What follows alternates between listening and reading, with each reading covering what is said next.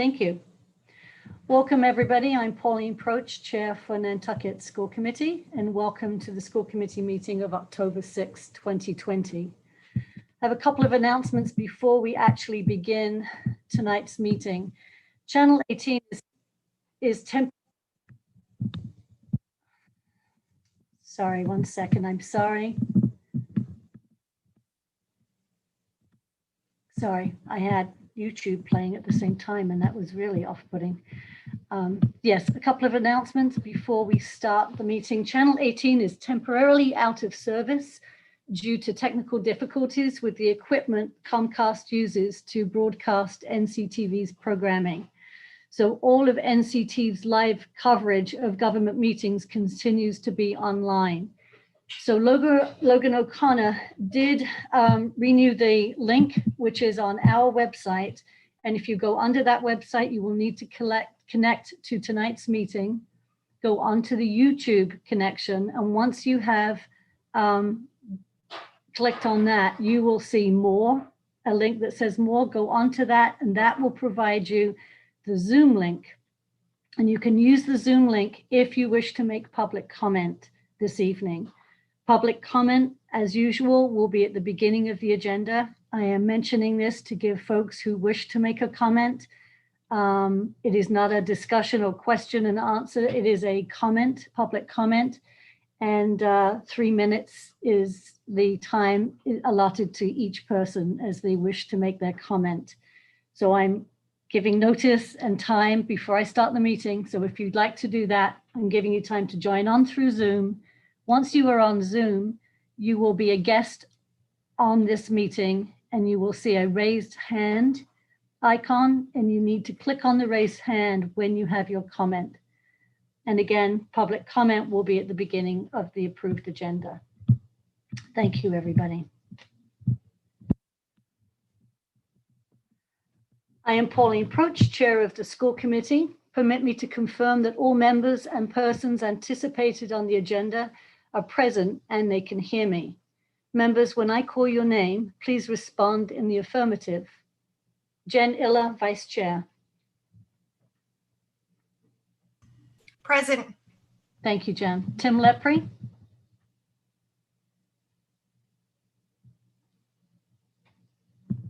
Tim, are you there? I know you were. Oh, thank you, Tim. Steve Sotovic. Affirmative.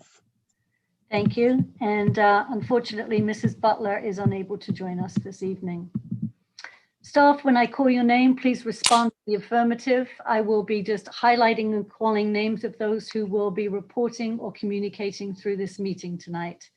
Superintendent Elizabeth Hallett. Present. School Committee Clerk Logan O'Connor. Here. Director of Technology Jennifer Erickson. Here. Director of Finance Martin Anguiloff. Here. Thank you very much. And moving on, I would like, excuse me, sorry, I've got so many things open here. This open meeting of Nantucket School Committee is being conducted remotely, consistent with Governor Baker's executive order of March 12, 2020. Due to the current state of emergency in the Commonwealth due to the outbreak of COVID-19 virus.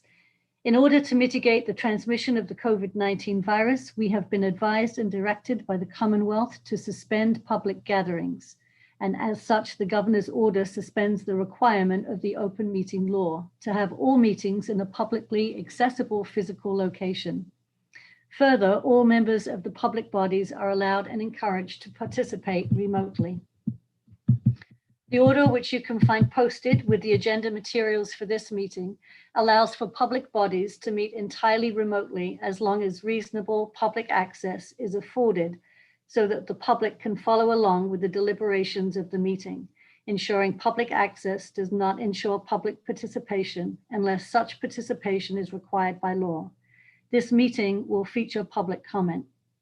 For this meeting, Nantucket School Committee is convening by video conference via Zoom webinar app, as posted on the town website, identifying how the public may join. And that has, again, that was the piece that I just explained for the public comment to join the webinar.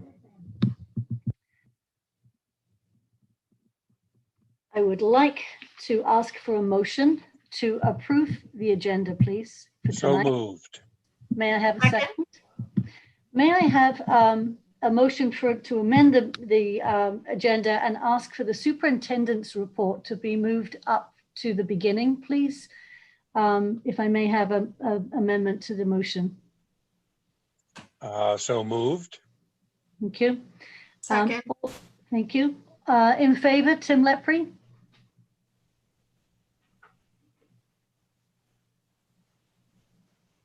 Tim, you're muted. I'll go on to Steve Sordovic while you're unmuting. Steve? Agree. Thank you. Jen Iller? Agree. Thank you. Pauline Proch, agree. Tim?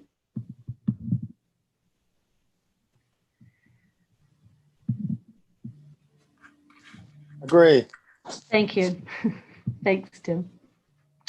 I would like to, at this point, recognize Amanda Mack. Amanda is joining us this evening. I'd like to welcome her as our student council representative. And we'll be hearing more from Amanda later on in the agenda, but just to give you warm wishes, and we look forward to working with you, Amanda, this school year. Welcome. Thank you. So welcome, everybody. I would like to open up now comments from the public, and Jen Erickson will be our facilitator on that. And so Jen, as you see hands raised or comments to come in, you're seeing none. Okay, I will give it a little bit more time so that folks can feel as if they have had enough time to comment should they wish. And in the meantime, while we are just waiting for that piece, I just want to check with Amanda Mack that she can hear me and that she's present. Amanda, could you just unmute and let me know you can hear me? Yes, I can hear you. Perfect. Thank you. Okay. So for those of you who are looking, I do see no attendees are watching. Thank you. So again, for the Zoom, for those of you, and I understand I just got information someone is trying to get onto the Zoom. Again, because of the technical difficulties, there is a link that is on the school website under the school meeting. And if you go on to tonight's meeting, you will then see a link on the agenda to Zoom. Or you can also go on through YouTube. And if you get onto YouTube, you will also then see a link that will bring you onto Zoom. You'll be brought into the Zoom meeting. And at that point, to make your comment, which will be a verbal comment, you will need to raise your hand. And then that time you will be unmuted and given the opportunity to make your comment.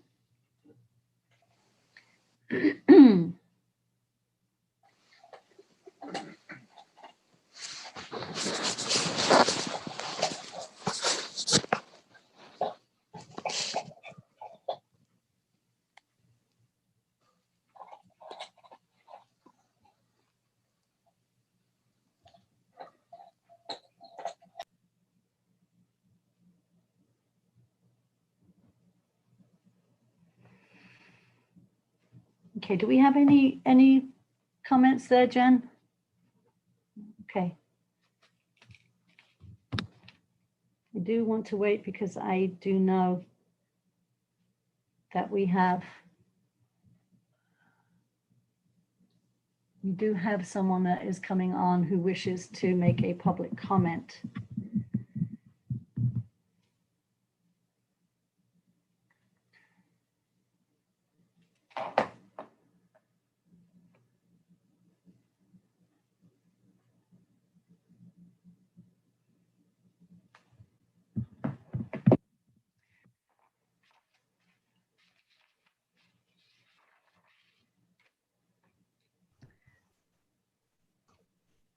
I do see the link on the YouTube, but there are still no attendees. Hold on 1 second, I'm going to.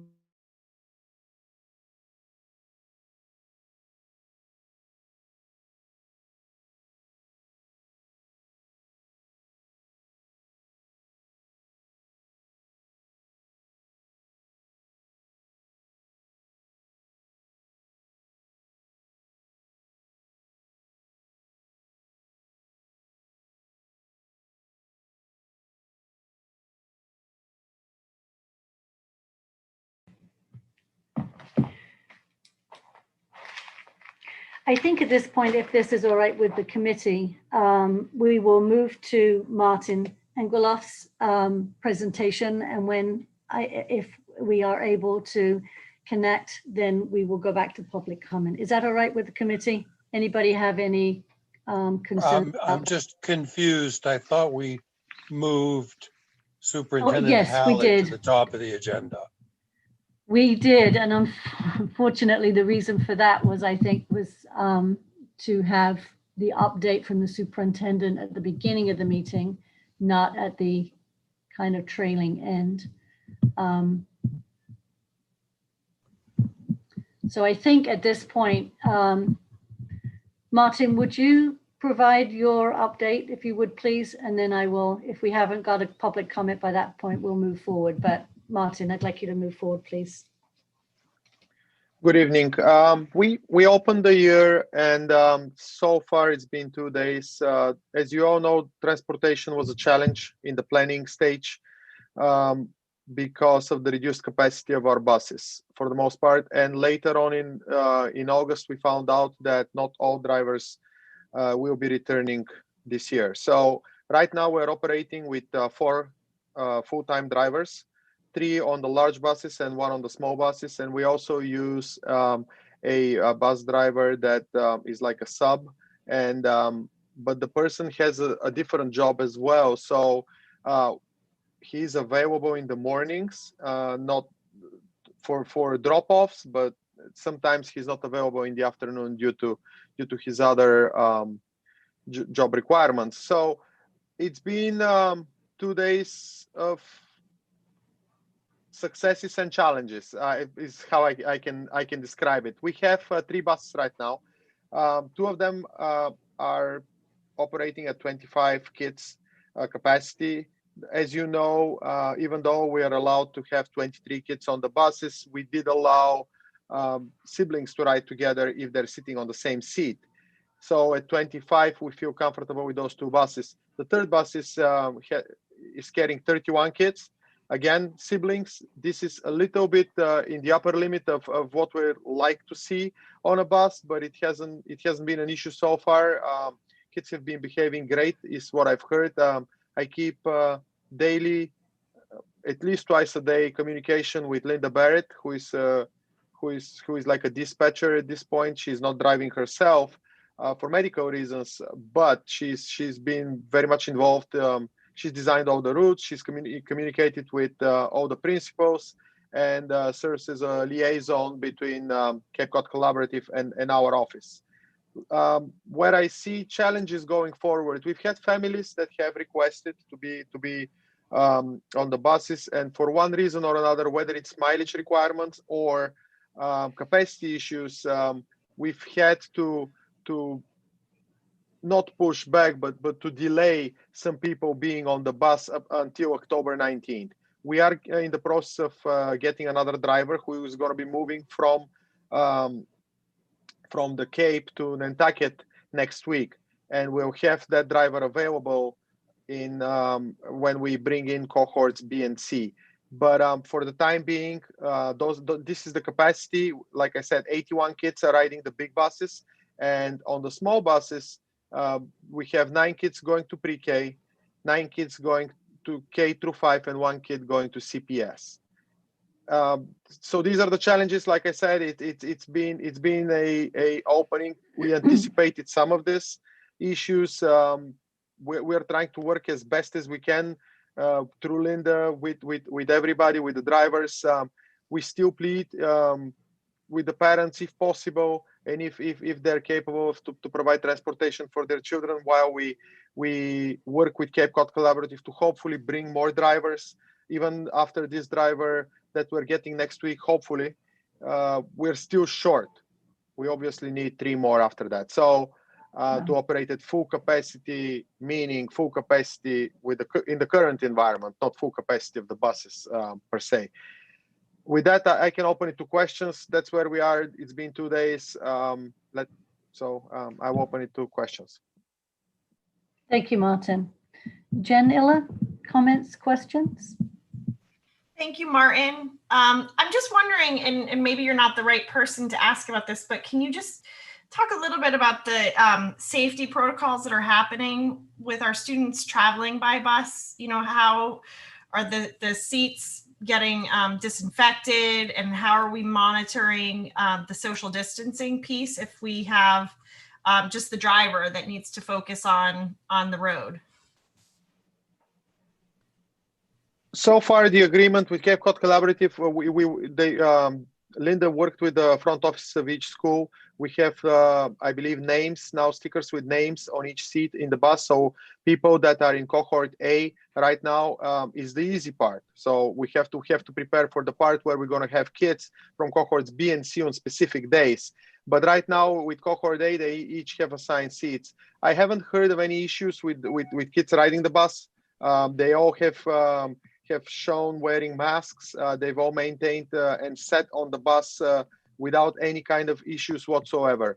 Like I said, it's challenging with parents that want to see their kids also be added to the bus. But so far as the distancing part and the safety, I have not heard any concerns. And you have to understand that all our drivers are above 60 years old, but they have expressed no concerns related to kids not following rules that we've put in. Thank you, Martin. One question though: are we disinfecting seats in between trips, or after the end of the day? Do you know? I believe it's done after the end of the day, and there is a thorough deep clean of buses being done on Wednesdays, which are remote days, as you know. During the day between runs, the requirements were always high touch areas to be disinfected, and that has been done to my knowledge. So between runs, the high touch areas where kids would touch mostly, all that is clean and sanitized.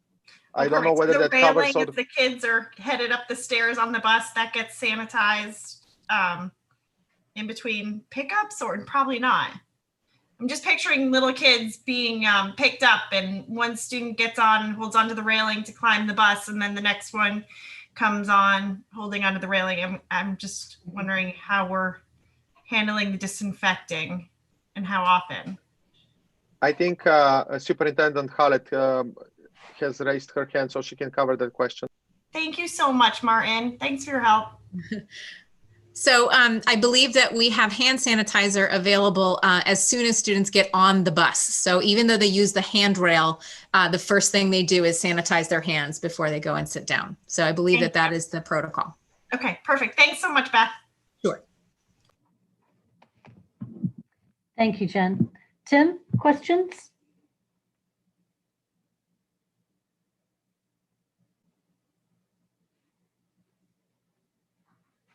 Tim, you're still muted.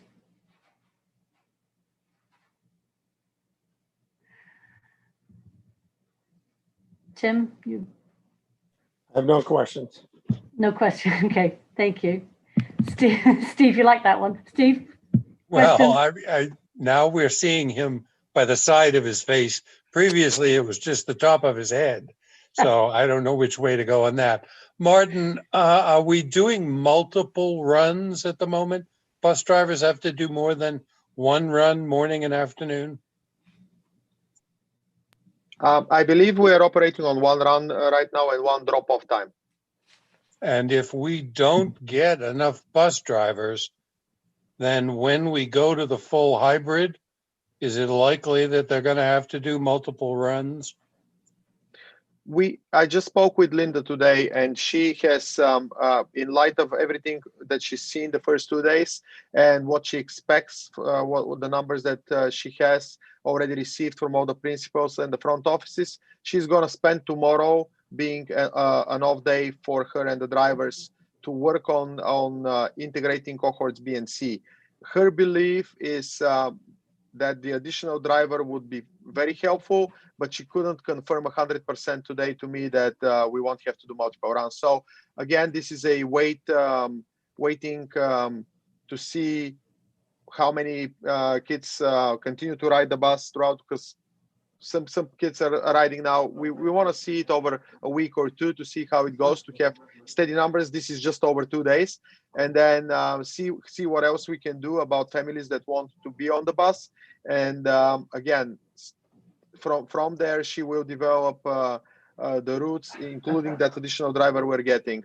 There is another driver that wants to come back, but he's precluded because he has a doctor's notice. So we are waiting to see how the situation evolves there. But again, we're not counting on anything, and we have to be sensitive to each individual situation. So to your question, Steve, I wish I had more positive news that more drivers are coming.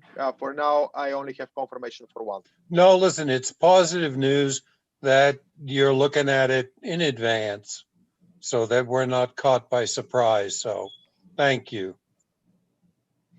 Absolutely. The thanks should go to Linda. Linda Barrett is working with Paul Hilton to find the additional people, and that person actually has over 25-year career in bus driving. I mean, he's an experienced driver, so that's very positive news. Hopefully, we will be able to find somebody between now and the end of next week. But again, we are working with what we have right now. Thank you, Martin. So hopefully if anyone is watching this and they have a wish or a desire to help us and drive a bus, we desperately need your help. So please, it would be the collaborative, right, on the Cape that they would need to reach out to put an application in. Is that correct, Martin? Yes, absolutely. They have to have a commercial driver's license and have the additional requirements. They need to be Cory checked and everything, Right. Which is typical for every school employee, but as well. But yes, it goes through Cape Cod Collaborative. But they can email me or call my office, and I'll put them in touch with Linda and Paul immediately. Thank you very much, Martin. Thank you. Okay, before we go to Dr. Hallett's report, I do have a notice that we do have a public comment. So may I make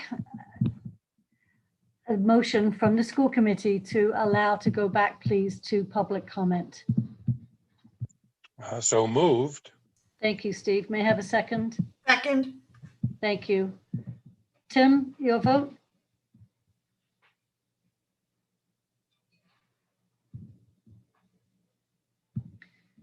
Aye. Thank you. Jen? Aye. Steve? Aye. Thank you. Pauline, aye. Okay. Jen Erickson, will you please unmute for the public comment? Thank you. I'm trying, and I'm not able to. The button is not showing up next to the name. Okay, Matt, are you able to help us through Nantucket Town, please, on that? The public should be able to comment now. They have to unmute themselves, but they have done that. So I'm not seeing allow.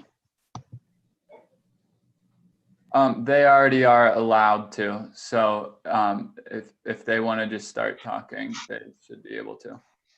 Thank you. Hadley Dutra. Thank you for bearing with me while I navigate my way into the Zoom meeting. I appreciate you coming back to public comment. Thank you, everyone. Dear school committee members, this week, Principal Kubish and Superintendent Halleck took time out of their busy schedules to meet with me about how they plan to return cohorts B and C to in-person instruction. According to the superintendent, 38% of the total student body is in cohort A. The remaining 62% of students in NPS are learning at home. The younger grades have a higher percentage of children in cohort A. We now have a district teeming with students, yet there is a significant number of students who have not yet been given a chance to return in person. Commissioner Riley recommends we do not start cohorts B and C in person while the island is in red, thus creating an impossible situation, in my view, for students in the last two cohorts. Cohort A is larger than it once was. Originally, only ELL students, students with an IEP, economically disadvantaged students, students whose parents are teachers, and students who have been identified by school personnel as needing cohort A for emotional or safety reasons were placed into that cohort. It's since then opened up to children who have a variety of needs, including being disengaged, struggling with previous remote periods, and early learners. Some parents were able to contact the school and say that their children fell into one of these categories, and in turn, the school contacted some parents. As a result, as I said, cohort A has grown. I'm asking that our school district assert now, in order to bring back cohorts B and C to in-person instruction, local control, no later than October 19th and 22nd, respectfully.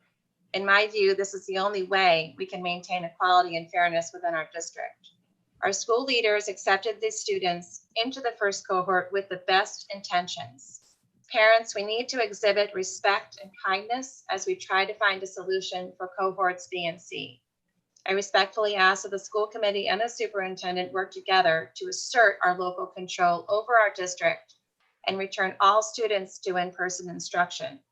If we return these cohorts to school when Nantucket exits the red status, we run the risk of the remaining two cohorts not having in-person instruction.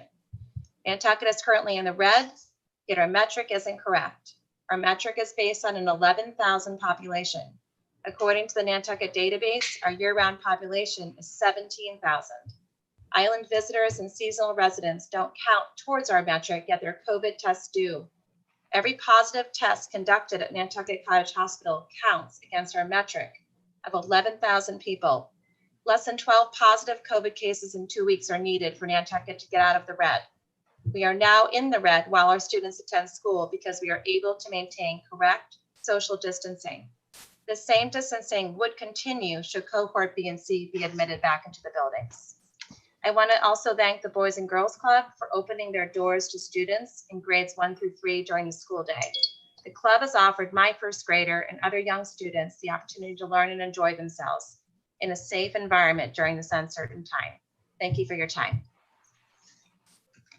Thank you, Mrs. Dutra. Jen, do we have anybody else with a raised hand for public comment? No, we don't. Okay, thank you. Okay, moving on. Dr. Hallett, would you like to do your superintendent's report, please? Thank you, Madam Chair. So I just want to be absolutely sure that there are not any misconceptions about how students were recommended to be part of cohort A. I'd like to clarify the guidelines that have been set forth by the Massachusetts Department of Elementary and Secondary Education about returning to school. In the remote learning guidance document that was issued on July 24th, the department states, so long as the district is able to effectively follow health and safety requirements, we encourage districts to prioritize the following student groups for full-time in-person learning. Students with disabilities and English learners, particularly those with more intensive needs. Students whose parents and caregivers report that they do not have access to reliable internet or a suitable learning space at home, and particularly students who are experiencing homelessness or housing insecurity, and students in foster care or congregate care.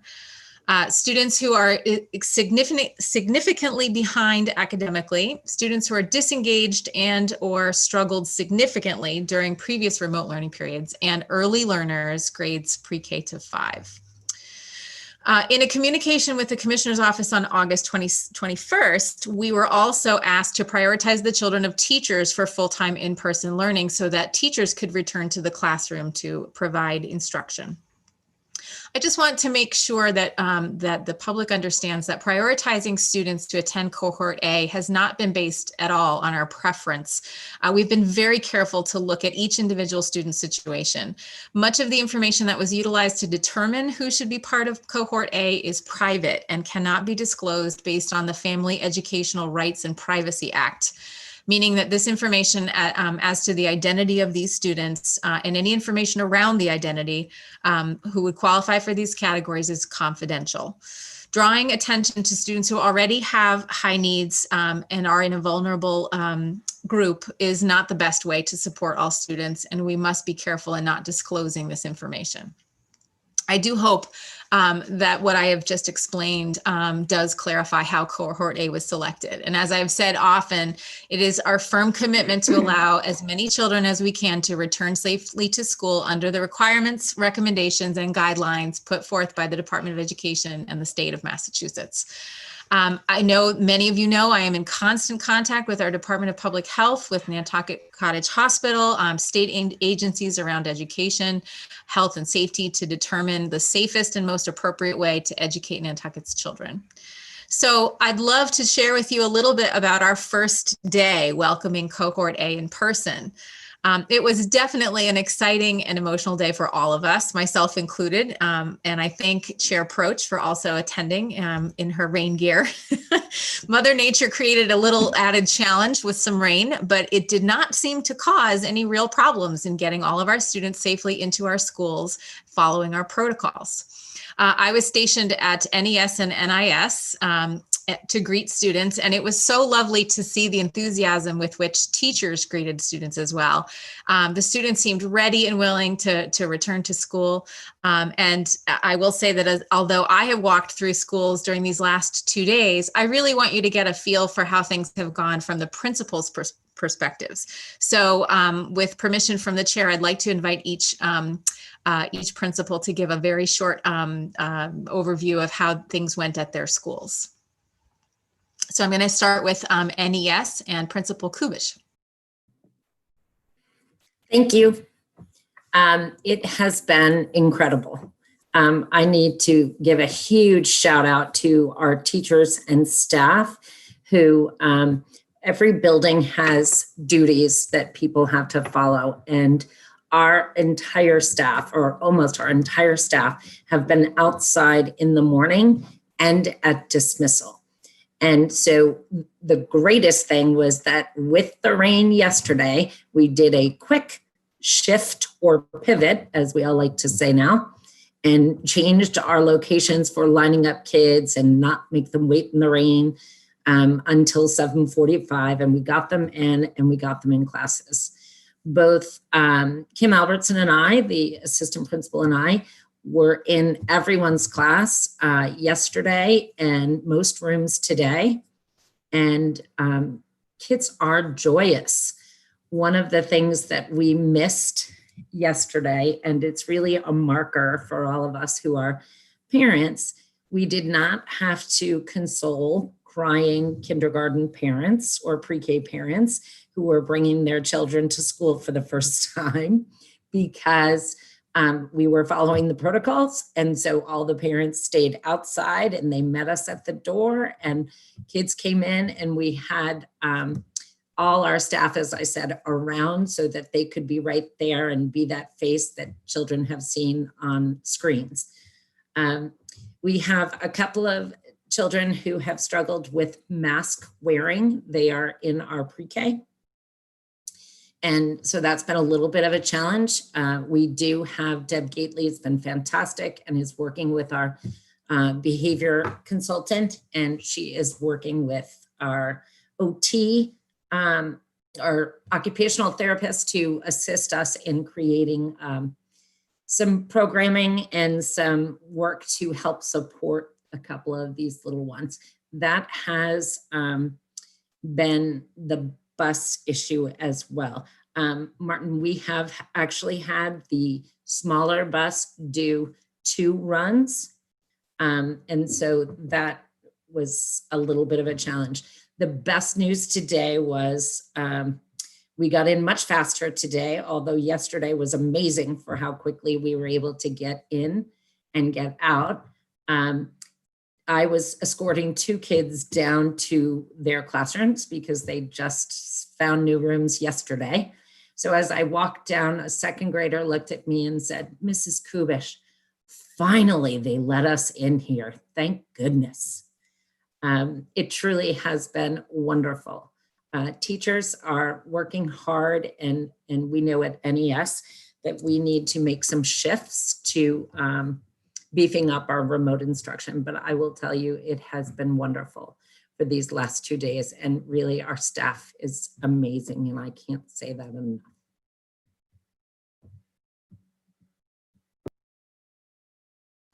Eve Marie, would you like to go next? Hi, Eve Marie Mcneill, principal of NIS. And from the outside looking in, you will notice and you will feel just how smooth things seem to be going so far. Our students at home and our students in school are engaging in learning together throughout the day. Our in-school students are quickly learning all of the new protocols, because all that's new for them. And as a few teachers shared with me, all of their students, whether at home or at school, really want to do what's expected. They're showing up for online learning, they're wearing their masks, they're socially distanced. Everybody is really showing up, all the kids in one way or another. We're so proud of the staff and the students. It really looks successful. What you don't necessarily see is just how challenging it is for all to navigate having in-school and at-home learning simultaneously. Each day, we hope this challenge feels more successful, but for now, it does feel really hard. And you only know that when you talk to the staff. You wouldn't know that to watch the staff. We're all really learning to navigate this as we begin a hybrid journey. Thank you. Thank you. Principal Horton. Good evening. Thank you. Michael Horton, principal of Cyrus Pierce Middle School. Overall, a very smooth experience. And I have to send 3 big thank yous to why that happened. Number 1, to the staff, teachers, teacher assistants, custodians, grounds crew at Cyrus Pierce Middle School, preparing for yesterday and rising to the occasion when a downpour started right at the beginning of entrance to the building. We moved students into the cafeteria, we moved students into the gymnasium, as is our backup plan in the COVID-19 protocols for arrival, and things went really well. Teachers welcomed students. Students were a little tentative, but quickly settled in. We're very happy to be there. Teachers helped direct students to their homerooms if they weren't quite sure where to go. I mean, we not only have returning students, but we have students where yesterday was their first day at CPS, whether it's 6th grade or a new student to the district. And for that, I have to thank the staff at CPS. Secondly, to the students. The students at CPS have been simply amazing. I'm not sure whether they've all matured and grown up since March, since I last worked with them in the hallways, but we had to give out 0 masks on Monday. 0. So everyone had their mask. No one was wearing a neck gaiter. Students were prepared. They followed the protocols. They helped clean desks, at the transitions of classrooms. Today we had to give out 1 mask for a student who had forgotten his mask, but that is a far cry below of our predictions of having to give out 50 a day or 100 a day. So unbelievable compliance and really, I would say, calmness by our middle school students. The last thank you goes to the parents, because it was evident that our students were prepared because of all the work that the parents have been doing with their students, practicing wearing masks, understanding that this is a must do, getting to bed a little bit earlier from, say, summer or even last spring. Amazing community coming together to make these 2 days, I would say, exceeding expectations. Of course, there are always going to be bumps in the road. And if there were, say, 50 schedule glitches on Monday because we had transferred from or transitioned from remote on Friday to this hybrid cohort A only on Monday, is I think we probably had 5 today. So hopefully with that trend, by the end of the week, we will be in a really solid groove and be able to get down to business at CPS. Thank you very much. Principal Vassal. Hi, thank you, Dr. Hallett and Chairperson Proch. Mandy Vassal, principal at the high school. And I am very happy to mimic what our other principals have said. It's been very successful at the high school. We also gave out 0 face mask on Monday. All students came in, they had their face masks, they were using the hand sanitizer stations as they entered the building per our safety protocols. They were just so excited to be there. Not gonna lie, there were a couple of sleepyheads, I think, barely made it in time because they're used to sleeping in, but you could tell that they were really happy to be in the building. Miss Sarah Dallas and I walked through all the classes on Monday just to kind of get a feel for what was happening, and in all honesty, to see student faces, because it's been so long since we've had students in the building. And the teachers you could tell the teachers were beaming. They were so excited to have kids in the room. They reported specifically that they were happy to finally have students there that they could, see face to face and interact with. One of the comments that a couple of teachers said that really inspired me, and the planning that we've really spent so much time working on, is that they said they really liked that they could have conversations with their remote learners and their in-person learners all at the same time. And it worked, and they felt really good about that. We gave out 1 mask today, Miss Sarah Dallas. I have to tell you, if you get a chance to see Miss Sarah Dallas walking our hallways, she has this lovely fanny pack with all of our supplies in case anyone needs hand sanitizer or a face mask. And so she did have to give out 1 face mask today, but what she was telling me is that the student arrived to school and he walked over and he asked for a face mask for his sister who forgot hers. And so, not only are they making sure that they check before they get into the building, but they're helping and supporting each other. So I think that really speaks well for our students and our parents too, that they're having those conversations with the students and preparing them to enter the building. And the only real glitch that we saw is lunch ordering. So we're working that out, and we're working with Linda Peterson and Joanne Johnson, who is helping us with the ordering through Aspen. So we're working on those things, and we feel like that, in comparison to expectations, that's really kind of minor. So we're very excited, and I would just want to give a huge shout out to our teachers. Even our students have said that they can just see all the difference in the world, and it really shows that our teachers spent a lot of time getting ready for this and getting ready for our school year in general. So I think they've worked really hard. They deserve a huge shout out. And I just want to say that how happy I am that we actually have students in the building. It makes such a difference in the day to day. So thank you everyone for all that you've done to make this successful for us. Thank you so much. I really wanted our principals to have a chance to share. We know that there's a lot of practice that needs to still happen, and we're taking it day by day, and we will get better at this. This is the first time we've ever done anything like this. And our colleagues across the country are in the same shoes that we're in. They're learning, they're figuring it out. We're helping each other, collaborating and doing our very best, and that's enough. What's most important is that our students are able to come in, they're able to have those relationships with their teachers, and I think it's safe to say that it's the same for teachers, that they are really enjoying having their students back in. And the safety protocols are going really smoothly right now. Obviously, when we have more students in the building, we'll need to be careful and make sure that those safety protocols are followed to the T. And that's really what is going to protect us in this controlled environment. So I think overall, 2 days very successful, and we're looking forward to the next days. So as I have mentioned before, I'm in contact with Roberto Santamaria on a daily basis, and we will be evaluating every day how things are going and how we will assess the situation as we get closer to October 19th and 22nd, when we hope to welcome cohorts B and C for in-person learning.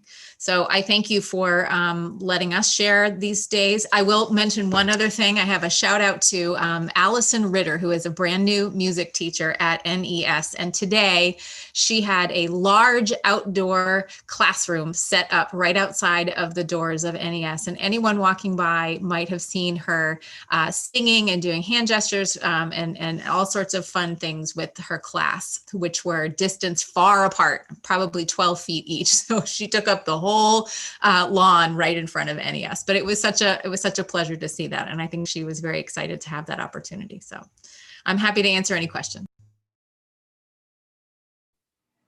Thank you, Beth. Jen, I'll start with you. Questions, comments?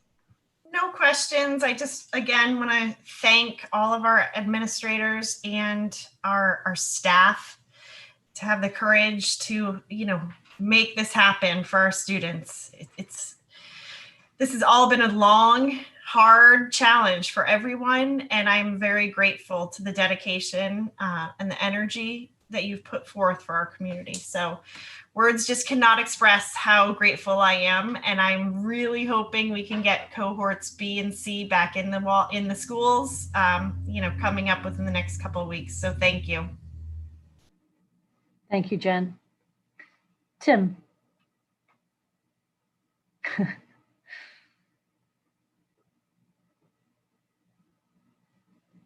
Not yet.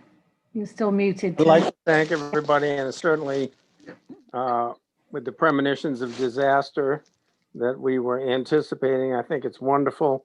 And I'm really excited to see how well things have gone. Credit to administration, parents, kids, teachers. It's a baby step, but it's a step forward and something we've been wanting to do since March.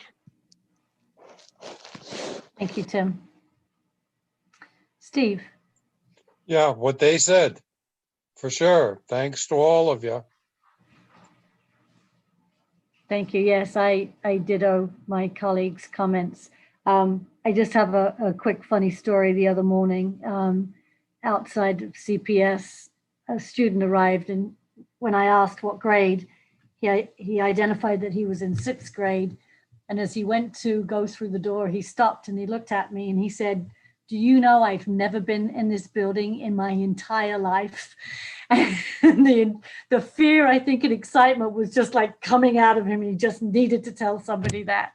And I was like, it's all going to be great. But it was just so lovely to see the enthusiasm, excitement in his entire life. He's never been in that building. So I'm sure he had a wonderful first day. Beth, would you like to go on to enrollment? I would be happy to. Okay. So in the enrollment report that you received as part of the school committee packet, you will see that we currently have 1,673 enrolled students. In comparing this with last year's October 2019 enrollment, we have approximately 15 fewer students this year. And just a reminder, if you look also at the last line of the comparisons to the above in March, it says March in lieu of June 2020. Because we closed, our schools closed physically, and the state put basically a stop to SIMS reporting. March SIMS are the numbers that we used for year end, which normally we would have a June SIMS report. So those are 1678. So at the end of the year, last year when we closed our doors, we had 1,678 students, and currently to date we have 1,673. So we're almost even. I think it's safe to say that we did not see that wave of additional students who were summer residents that were rumored to have been coming. I think I want to thank Sarah Erickson, who's our registrar, who has done an excellent job at working with families and helping them to navigate this very interesting hybrid remote learning period. So I think that we are in good shape, and I'm happy to answer any questions about enrollment. Thank you. Jen? No questions. Thank you. Tim?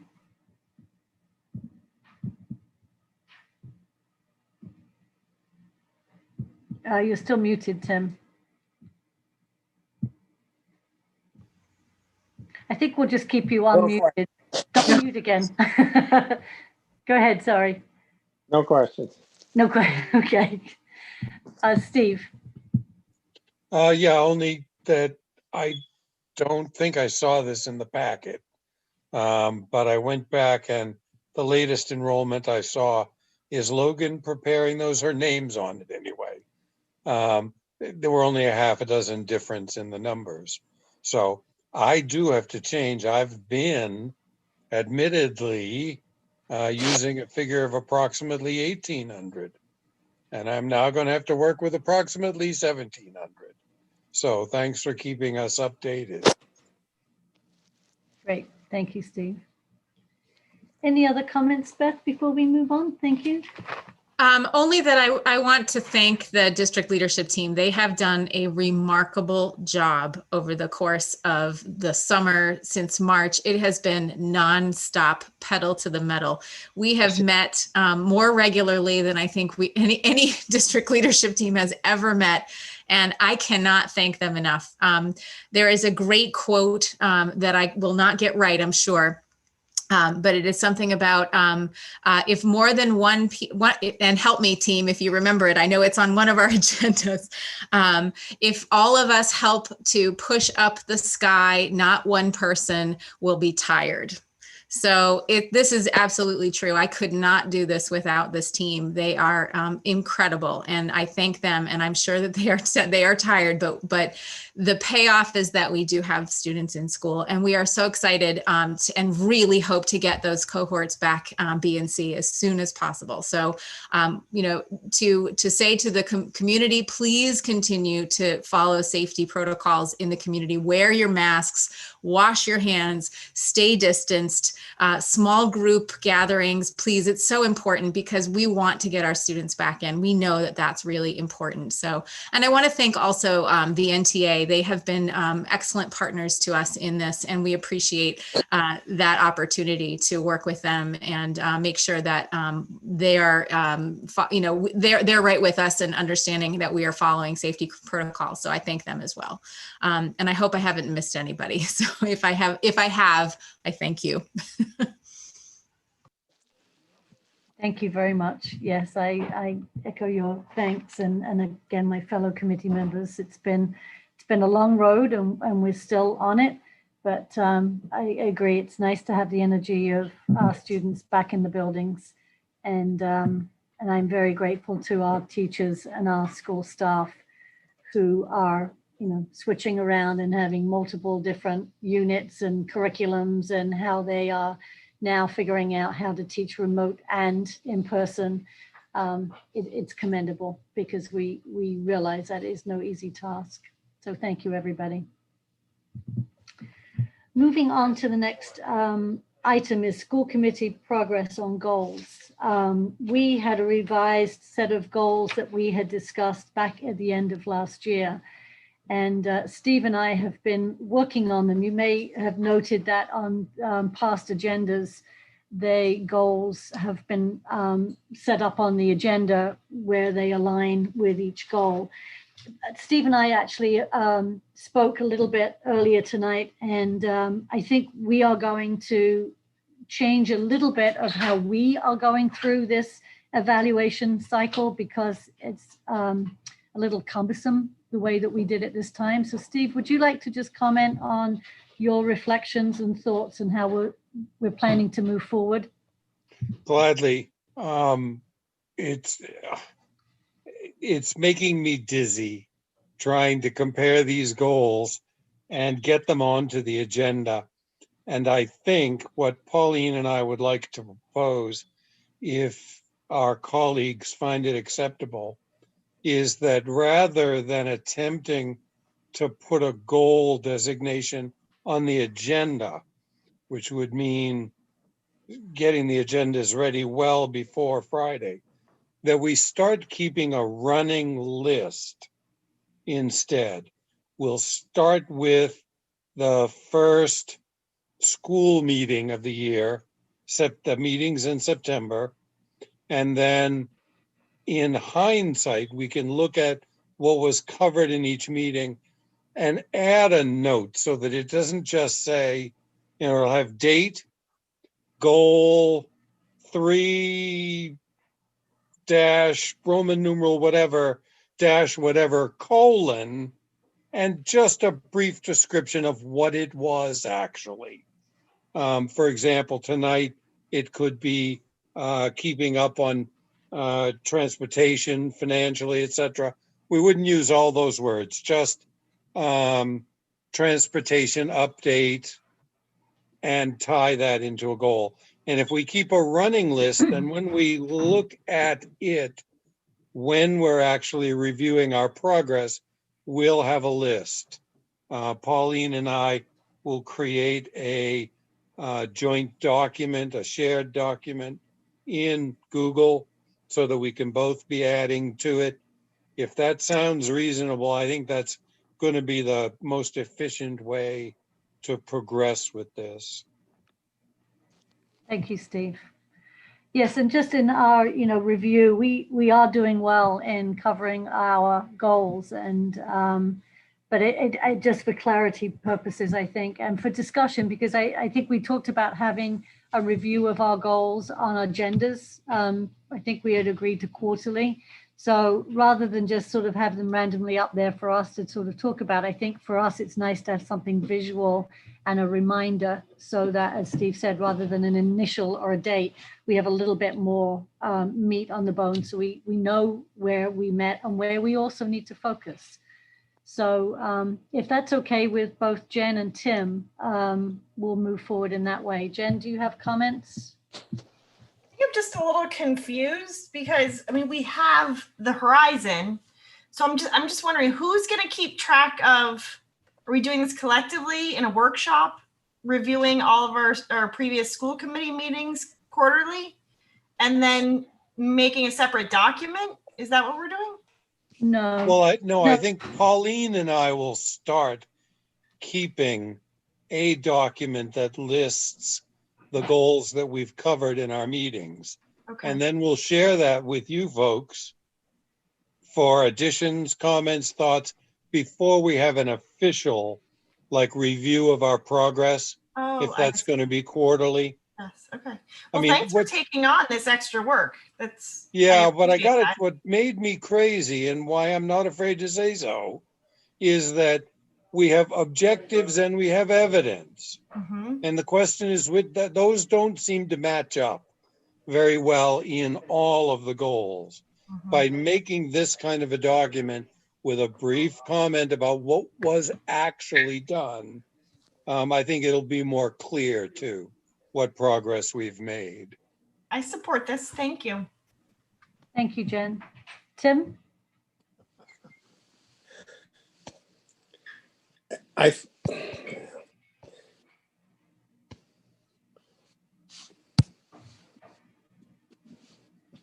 Okay, you're not muted, so you're free to speak. I think that it sounds good. Okay, yeah. Great. Awesome, thank you. Don't mute again. You're good, because we're going to come to votes. I think it's a good plan. We'll get it together, and then we will have open discussion at our meetings. I don't know that it necessarily needs to be a workshop, Jen, but we can see how it goes, as we move through the year. So thank you for your support on that. I'd like to move to committee discussions and votes, please, to be taken. And I'd like a motion to approve the donation of the EduKit to Cyrus Pierce Student Activities Account for $470.81. May I have a motion? So moved. Thank you, Steve. Second, Tim. Thank you. In favor? Jen? Aye. Tim? Aye. Steve? Aye. Pauline? Aye. Thank you. I'd like a motion to approve the donation from Joan Hockman to Nantucket Community School for the community pool for $100. So moved. Thank you, Steve. Second. Second. Tim, thank you. Jen? Aye. Tim? Aye. Steve? Aye. Pauline? Aye. Thank you. Like a motion, please, to accept the donation from Patricia Brill to Nantucket Community School for the community pool for an amount of $2,000. So moved. Thank you, Second. Steve. Thank you, Tim. Second. Jen? Aye.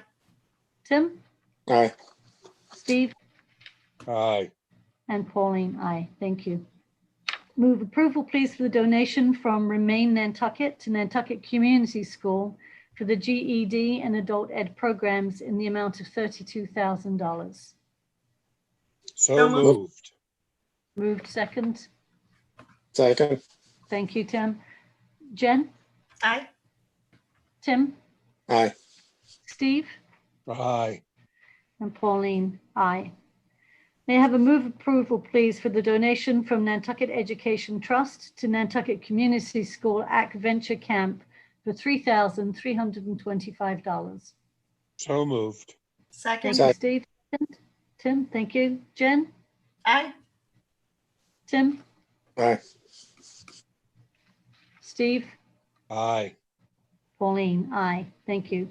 May I have approval for the donation of the Nantucket Fund to Nantucket Community Summer Boost interpreter training and parenting training workshops for multilingual drivers education programs for $17,500. So moved. So moved. Thank you. Second. Thank you. Jen, may I have your vote? Aye. Tim? Aye. Steve? Aye. Thank you. Pauline, aye. Moving on to the meeting minutes. May I have an approval, please, for the meeting minutes of September 24th, 2020? So moved. Thank you, Second. Tim. Second, Jen. Thank you. And Steve, may I have your vote? Aye. Tim? Aye. And Jen? Aye. Thank you. And Pauline, aye. I'd like to have a approval for the minutes of the executive session, September 24th, 2020. May I have a motion to accept the minutes of the executive session? So moved. I was trying not to hog all the motions. Steve, second. Tim. Jen, may I have your vote, please? Aye. Tim? Aye. Thank you, Steve. Aye. Thank you, Pauline, aye. Final one, transfers and invoices. May I have a motion, please, to approve the transfer and invoices? So moved. So moved. Second. Second, Tim. And Steve, may I have your vote? Aye. Thank you, Tim. Aye. Thank you, Jen. Aye.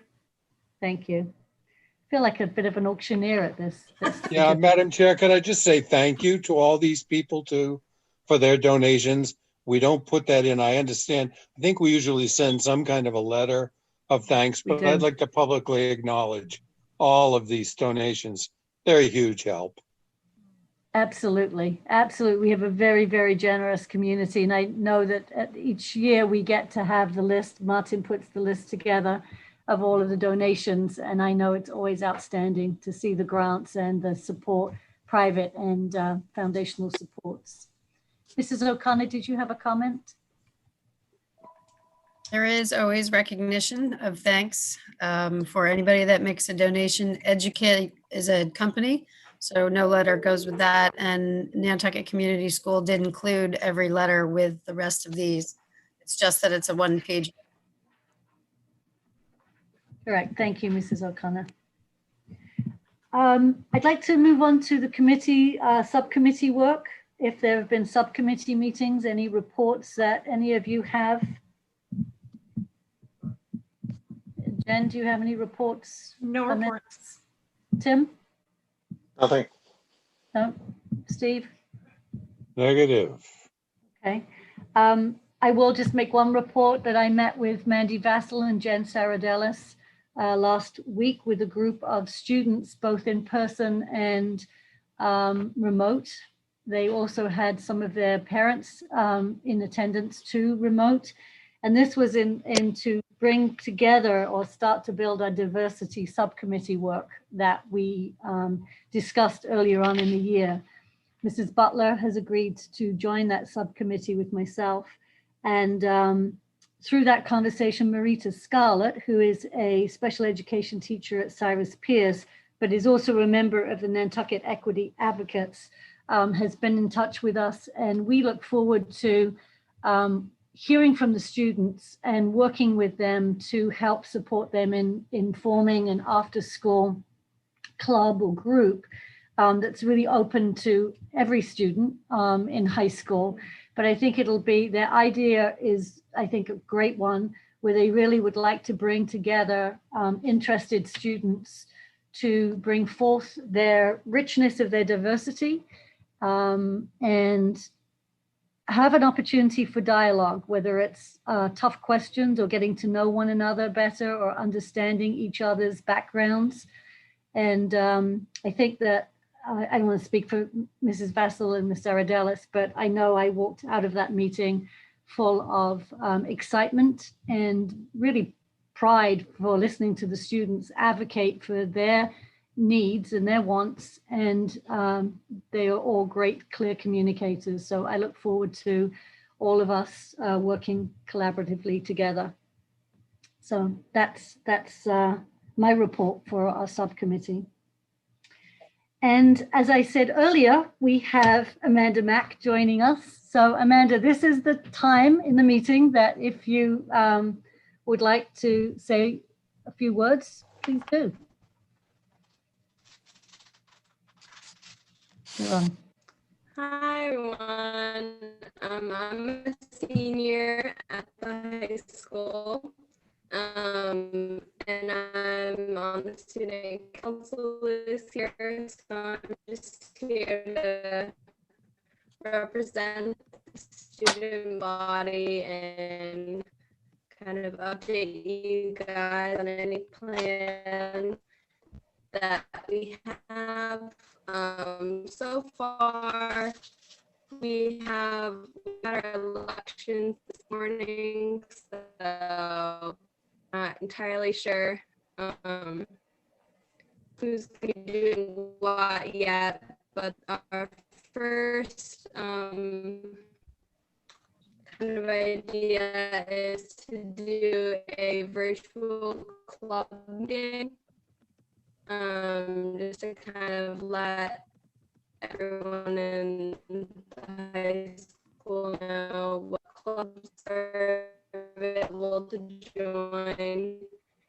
And usually we do this in the auditorium, but obviously that won't be able to happen. So I'm not sure, either over Zoom or some other platform we'll be able to let everyone know what's going on with that.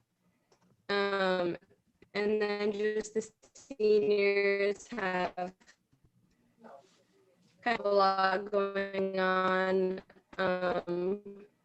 We're starting to kind of plan December Delight. We're not entirely sure what that will look like yet, but just brainstorming some ideas.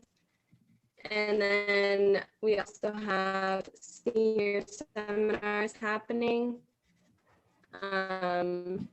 which is to get all the seniors ready for college applications or whatever the plans are after high school.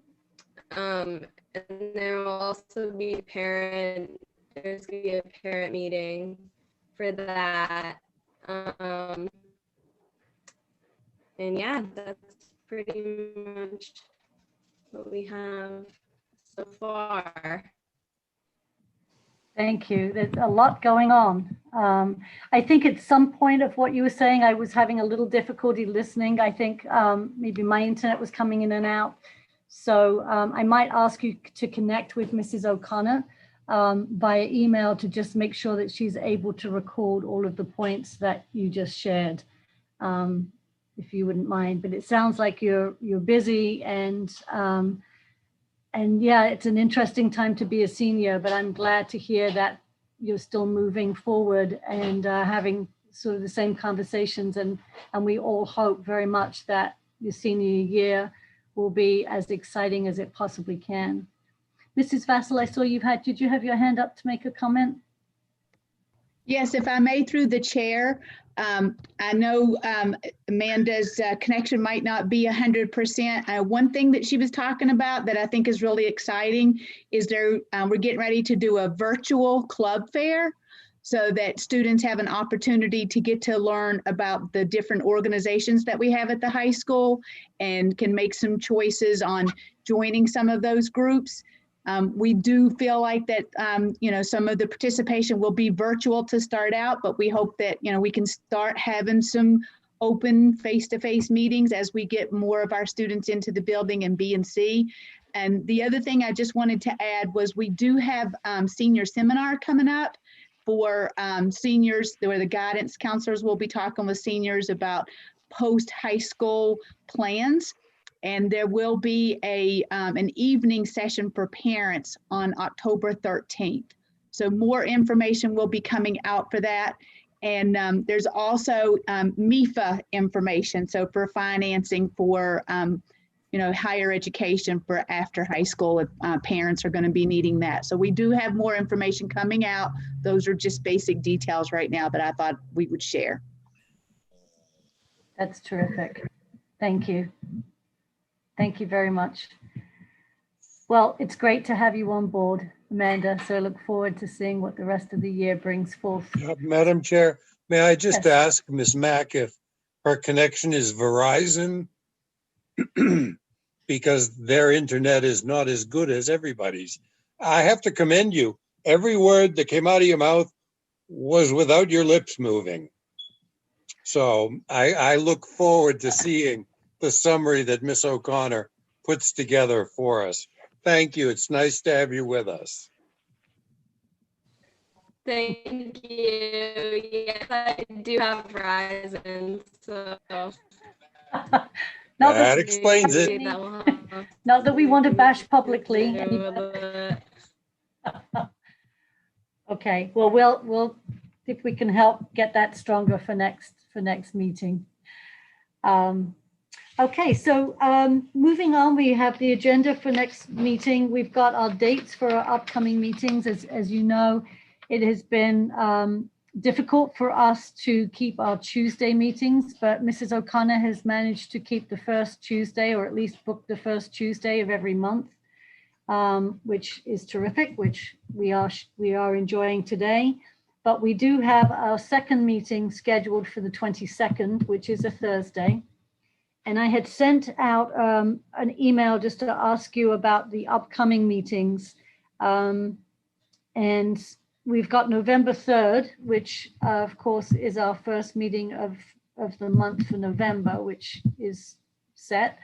But for the 24th, we have a tentative, and I think, wasn't that, Mrs. O'Connor, one that we had to do during the day, if I remember rightly? Wasn't it, has to be between 12 and 4? Yes. There are no other days, right, in November for an evening meeting. It could be a workshop if that's a preference. What's the thought of the committee? Again, it would have to be between 12 and 4, and I know that's tough for you, Tim, and probably tough for you too, Jen, right? What would be the interest of the committee? Would you like to do a workshop on that day? Would you not like to have a meeting on the 24th? Well, I think we should keep every meeting date we can get. And it's an awfully long way away to be deciding whether it should be a workshop or not. I think we should get the date and time scheduled and determine that as we get closer to it. Okay, yes, we will have to set the time just for the Channel 18 and also for the working with the other government meetings. Jen, what's your thought? The time that I saw that was presented to us was 2 o'clock. It would be, if we could push it closer to 4 o'clock, later in the day, the latest we could possibly do would be helpful for me. My sense is we probably would have to start at 3 and end at 4, is my guess, just because I think they've got so many different meetings logged.